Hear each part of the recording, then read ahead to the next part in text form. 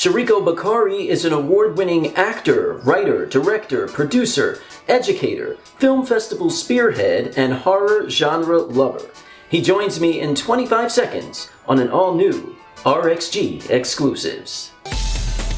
We must open up our minds and take a look inside.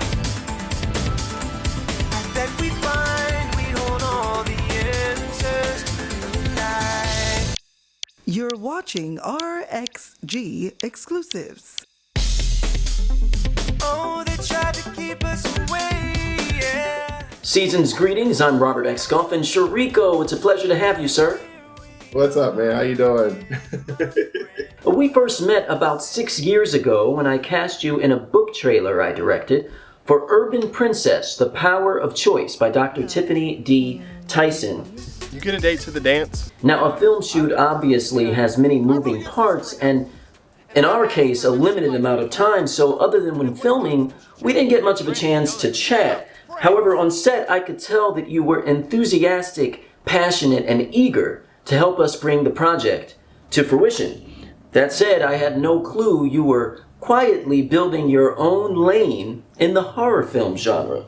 You filmed a number of thrilling, frightening, and bloody series and movies that have screened in national and international competitions. Additionally, your own festival, the Foreman Empire Productions TV and Movie Awards, seeks to honor those who may not always receive the respect they should. I'm proud to be one of those recipients for awards in acting and craft categories, as well as a hosting accolade for this show. So, take me back. When was the dream born? When did you know you were meant to be an artist? And when did you fall in love with horror? And how did that influence you to create content in the same genre? I would have to say it started with my grandparents.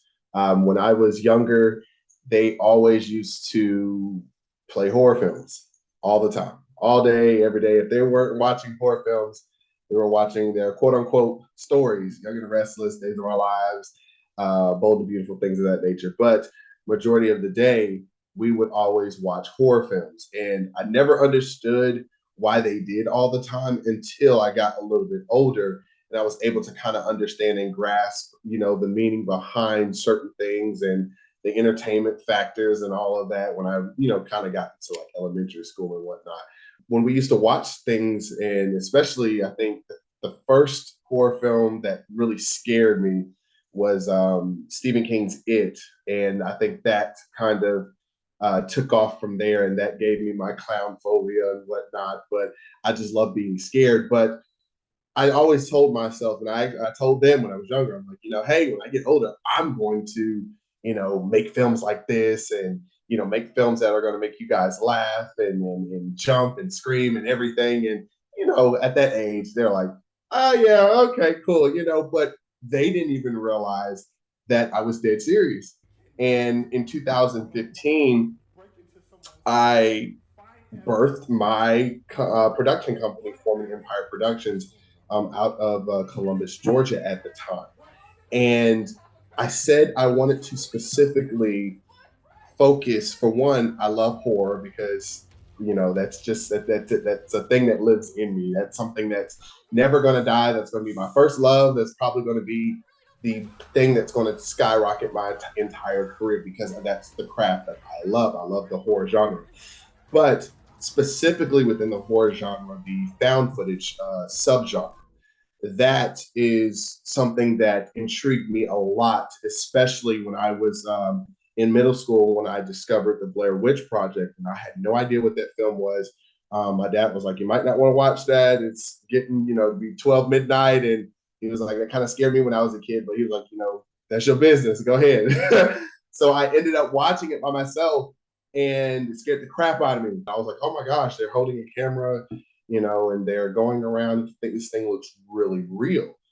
And as I got older, I found, Paranormal Activity. And my aunt, Sonia Moore, she took me to see that Halloween weekend, my sophomore year of high school. And after seeing Paranormal Activity, that is what truly inspired me to really go out and, pursue my dream in becoming a world-renowned found footage horror filmmaker. And there aren't a lot of people who dive into the found footage subgenre because, for one, it's oversaturated. Um, because a lot of people think that they can just pick up a camera, add some jump scares, get a group of people, and then it's found footage. But it's not. It's a filmmaking craft. It's an art, and you have to study the subgenre. You have to study the other directors. You have to study the other found footage films that are really good, and even some that are really bad, to see what you can really do, to kind of make it fresh and new and entertaining again. I think it is the most challenging because you have to make it realistic, from the acting to the camera angles to the position of the camera to how, all the way down to the actor's body language, the tone of voice, all of that. It's 10 times more challenging to act in a found footage horror film than it is opposed to as a theatrical, a traditional theatrical style of film. It should take time, it should take money, it should take patience, it should take trial and error, it should take test films, it should take all of that. And that's what I did for the past almost nearly 8 years. This film, that my latest film, my feature film debut, Maniacal Night, is one of the best films I've ever done in my entire life. Now, it's your mission to collaborate with LGBTQ plus and female artists. How has doing so affected your professional growth, and why is this important to you?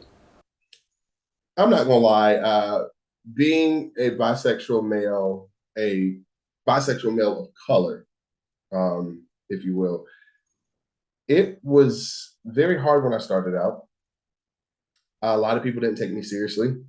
For one, I have three strikes against me. I'm Black, I'm a male, and I'm a part of the LGBTQIA plus community. So, you know, there's that. But I didn't let that stop me at all. I ended up shattering a lot of goals, shattering a lot of people's doubts, and shattering a lot of my own expectations in a great way. And I told myself, I want my company to be a beacon of hope, a safe haven, and a place where people who are of LGBTQIA plus, that stature, and people who are of color as well, to have a platform to not only perform, but to be seen in a positive light. Having that that safety net, not only for women, but for the LGBTQIA people as well, it's very important because, as you see now, nowadays, um, LGBTQIA content are being highlighted more, which is a great thing. That is still my main mission, to make sure I highlight people who are trans, people who are, non-binary, things of that nature. We had a lot of people that I highlighted in the film festival since it started in 2020. And, they reached back out to me and said, I've never been spotlighted like this a day in my life with anything I've ever done. Or no one's ever noticed me like that because of, who I love or what I like and things of that nature, or what I decide to do with my body. And it made me feel really good that my mission is still being completed. This is not a thing that has a destination. It's a lifelong journey, just like filmmaking is. Many challenges come with being an artist. Having the time to create is one of them. Others may not always respect that, particularly if they don't understand our personalities and our process. How do you balance your relationship with folks and your time?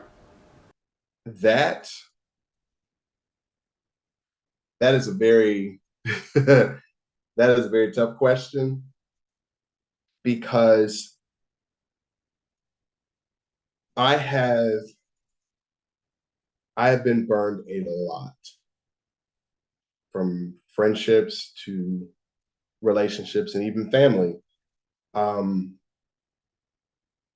trying to constantly reach my goal. And it changes so drastically every single year. Um, I've lost a lot of people that I thought were my true friends, um,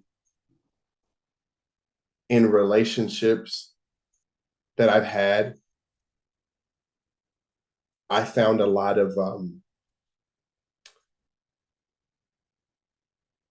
envious behavior. A smiling face is not always a face that's happy for.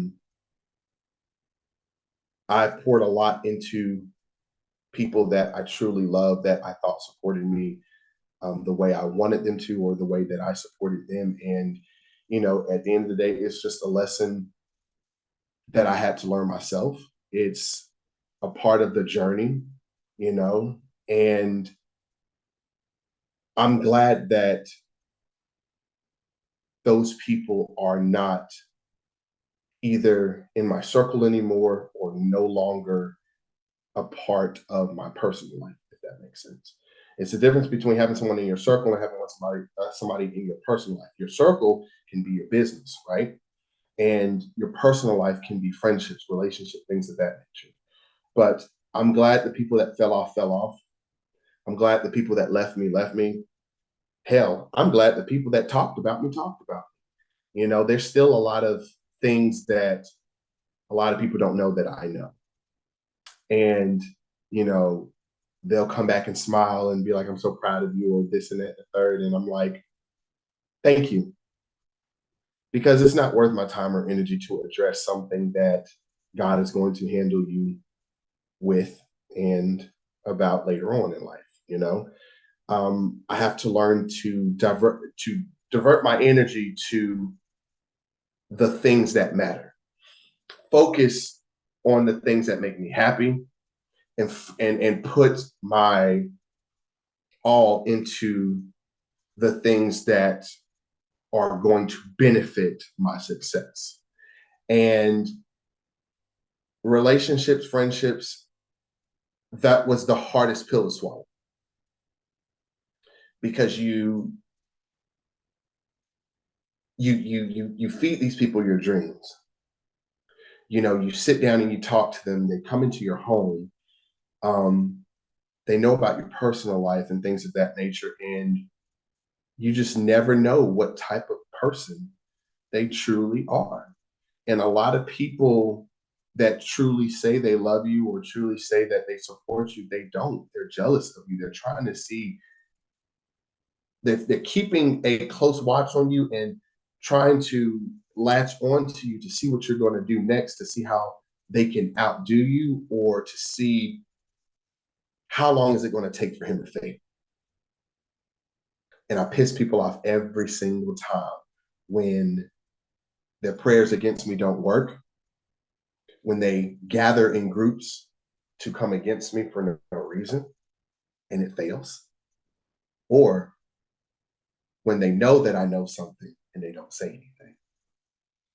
So I'm proud of myself, and I'm proud of the person that I have become from 2018 all the way up until this very moment. From meeting all of those people from 18 to 22, and even people that I have been like this with, right? Before even starting my career. There are people that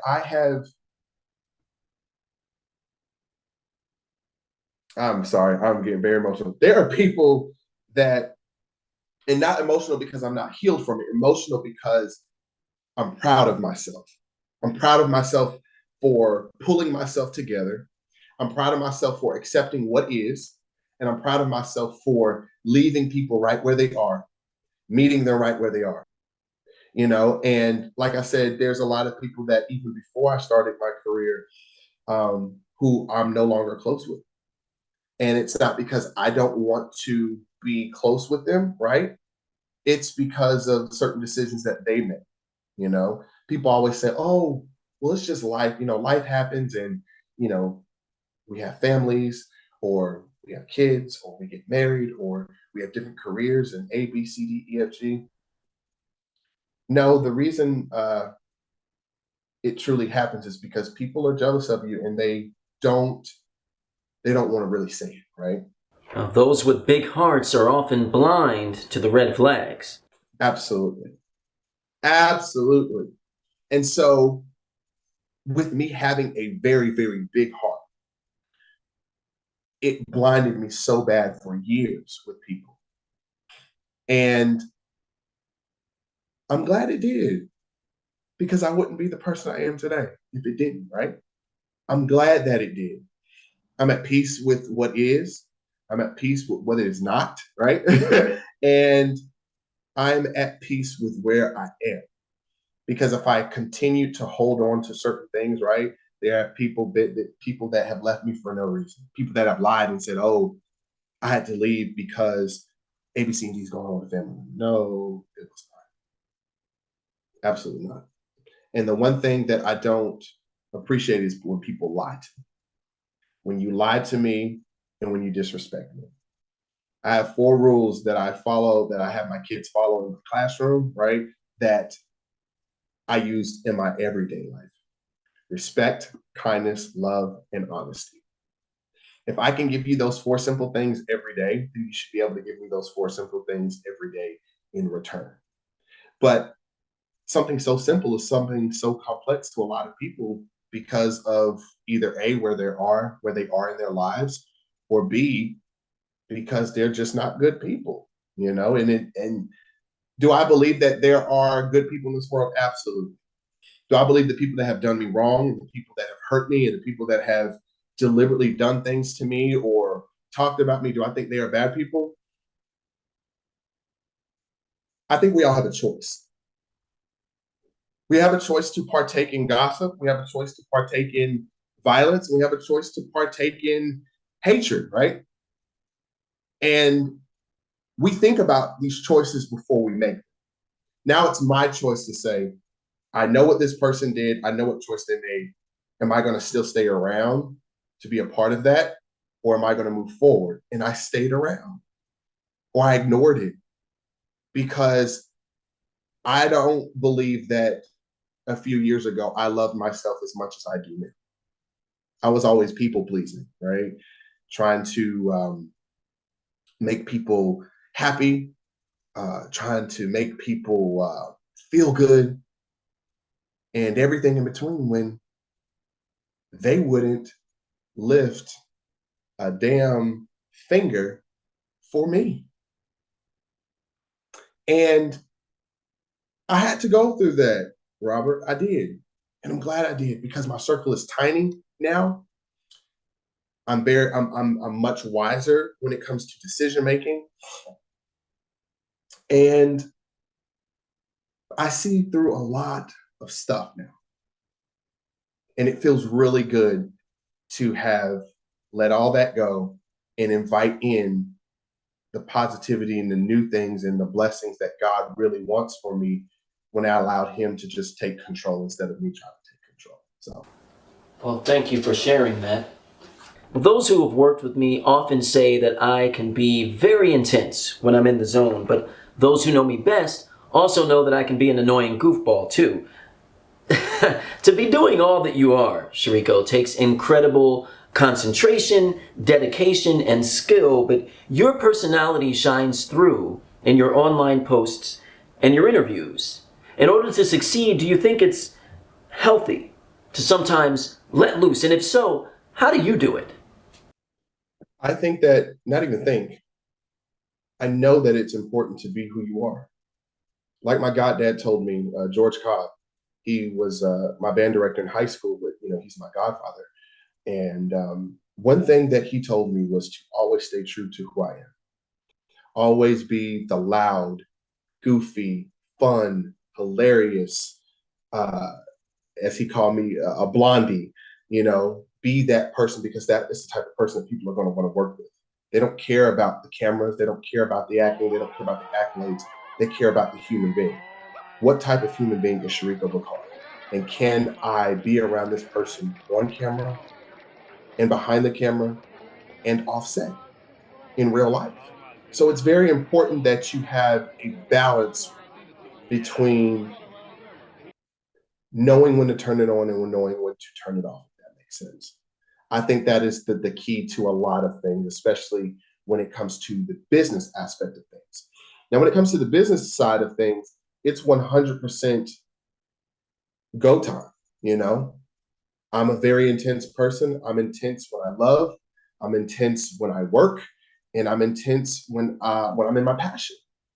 And I want people to see that intensity because I want them to see and know that I don't play around when it comes to my life because filmmaking is my life. And when I'm in a room full of executives, or I'm in a room full of directors, or a room with a distribution company, or whatever the case may be, yes, I'm going to be 100% professional. That's second nature. That's never going anywhere. But I'm also going to be myself because I want them to also see who I really am as well. I want them to know that, yes, I'm a businessman first. I want to get business out the way. I want to make sure I'm making the right deals. I want to make sure I'm talking to the right people and doing the right things business wise. But I also want them to see that I'm a regular human being just like you. I had to learn to not take myself so seriously within the filmmaking business or within the entertainment business, period, because I'm going to lose my mind. I'm going to get sick. And I did. I lost my mind. And I got sick really bad and from stress, right? And so I think it's very important to know that you need to be yourself, be who you are, but also have a balance between your professional lifestyle and also your real life as well too, and try to find a happy medium on how to combine both of those. But my goddad did not play with me when he told me. He said, "You will be the biggest star this Hollywood has ever seen." He said, "But I want you to always stay true to who you are because that's who people are going to want to come to see. They're going to want to come to see you because of who you are. They're going to want to see your work because of who you are. They're going to come back and work with you because of who you are." Vital advice for sure. So let's talk about your upcoming drama series, Riptides. I understand this is a deeply personal project that is either based on or at the very least inspired by your life. Can you discuss the premise, the character you play, and whether or not sharing this work with the world is a cathartic process for you?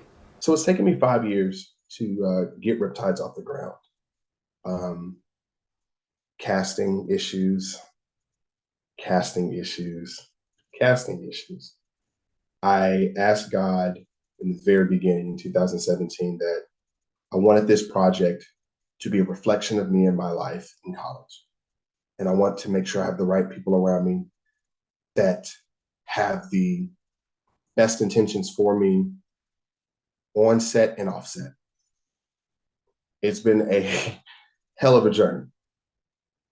2022 came and God gave me some specific instructions and I did it. And we ended up filming the pilot after 5 years in Tampa and Clearwater Beach, Florida in September. That was an experience. I followed everything that I was supposed to follow. I followed everything God asked me to do. I cast the people that He asked me to cast, right? Because I wasn't doing it myself this time. And to be honest with you, I'm gonna be 100% completely honest with you. That was one of the worst experiences of my life. I hid it very well. I hid it very well, but it really was. And I had to realize when I got back home and I broke down crying. I finally broke down crying and got everything out. I said, God, you told me to cast these certain people. You told me to say these certain things. You told me to do this and that, the third. Why was this hell? And He said, absolutely not. It's not hell. It's growth. You filmed it. Now you wait on me to tell you what to do because 9 times out of 10, you're going to have to do this. So Riptides is in the vault right now. Do I know if I'm going to work with the same people again? Absolutely not. I don't know. Do I know if I'm ever going to film this again? I am going to. Am I proud of what I did? Absolutely. Am I appreciative for the people that came? Oh, most definitely. They were awesome. But just because people are awesome and people are good and the vibe and the feeling is great and it's right, sometimes they just aren't the right people at that time. But I'm appreciative for everyone who has believed in me to even come from far, come from different states and things of that nature to film this, the pilot. And but right now, God has it on hold indefinitely. I hope to pick it back up again soon. I hope to bring this amazing story to life. But he has some things up his sleeve that he wants to do. So I'm just being very patient. The cast that I did record with, I had a lot of fun with. They were hilarious. They were grateful and appreciative, and they were fun. Working with a lot of different personalities was kind of a challenge. But overall, even though it wasn't the best experience that I wanted, right? I finished. And that's all that matters. And now that I think about it, it's only a few kinks that need to be fixed and it'll be perfect. At this time of year, many folks are making New Year's resolutions. Personally, I don't believe in resolutions. I prefer goals, hopes, aspirations. But as you reflect on the year, I'm sure you've had your fair share of disappointment despite all the success. How do you manage the entertainment industry's ebb and flow and your own high expectations for yourself? Well, as you say, you don't believe in resolutions. I believe in, like you say, goals. I believe in goals, and I believe in, and I guess people would say, well, that's kind of the same thing. Whatever, however you look at it, that's how you look at it. But regardless of what I've been through, I never look like what I've been through. And I pride myself on that. I love that about who I am. As far as expectations and how I guess, balance it and keep it going, I try not to take myself too seriously. And I'm going to tell you why. I take my goals seriously. But if I take myself too seriously, I'm going to crash and burn. I'm going to crash and burn mentally, emotionally, and all of that is going to affect me physically. And I'm not going to be no good to nobody. Not one person, not even my damn self, So I want to make sure that, yes, I have an expectation to get to this point or to reach that goal or to surpass this point of my life. But it's a journey. Everything is a journey. There is no destination. You just reach new levels, new levels, new demons. And you got to learn how to slay those demons, and to move forward. But I just want to make sure I continue to grow. That is an expectation for myself. Because if I can't grow mentally, physically, spiritually, and emotionally, how in the hell am I supposed to grow as a human being? And how the hell am I supposed to grow as a filmmaker? How am I supposed to grow as a mentor? How am I supposed to grow as a teacher, right? You have to slow down. You got to slow down and you got to know what's in front of you, leave what is behind you, and don't look too far ahead. Have dreams, have aspirations, have goals, yes. But if you stay so far ahead, you're not going to be able to enjoy the moments that are in front of you. And sometimes we look so far ahead into the future that we bypass that one small little blessing that's in front of us that could have been the thing to take us exactly where we're trying to go. So I say to everyone who has big expectations for themselves and who's been through things throughout this year, take a step back, breathe, and slow down. Nothing is going anywhere. And if it does go somewhere, it wasn't meant for it. People included. Before we part, I know you were involved in a serious car accident earlier this year that almost claimed your life. Thank God you're still here. I was going to ask if that experience may have changed you or changed your views in any way, but you kind of answered that. I'm just so glad that you're still here, alive and kicking, and that you are soaring, Shreco. Congratulations on all of your accomplishments and all the accomplishments waiting in the wings. And I'll give the last word to you. Anything that you might want to share with viewers. The microphone is yours. If something departs, let it go. Don't try to figure it out. Don't try to figure out what you did. Don't try to figure out how you can fix it. If it leaves, let it go and move forward. Because if you are stuck on that, you're not going to be able to reach your goals. You're not going to be able to accomplish your expectations on what you set for yourself. And you're not going to be able to move. And I'm telling you this because that was my lesson this year. If something leaves, let it go. Well, thank you so much for your transparency, and thank you for watching RXG Exclusives.